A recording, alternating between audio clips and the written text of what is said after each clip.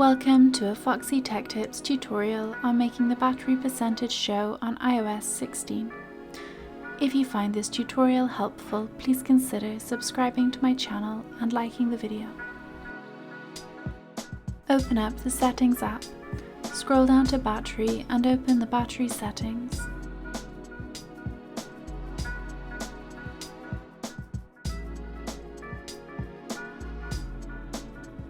Tap on the toggle to the right of battery percentage to turn on the battery percentage.